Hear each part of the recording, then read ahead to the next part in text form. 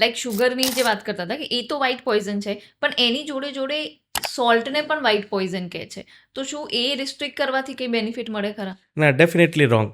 Salt as mineral.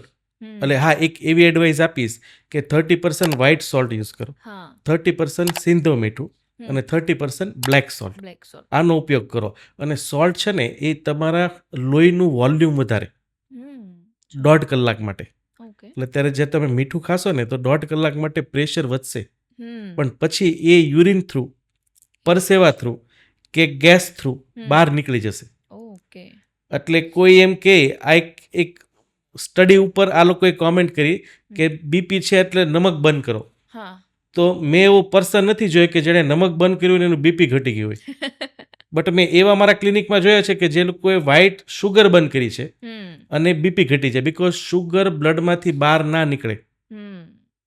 એટલે salt limited ક્વોન્ટિટીમાં ત્રણેય salt mix કરેલું ઓલવેઝ યુઝ કરાય.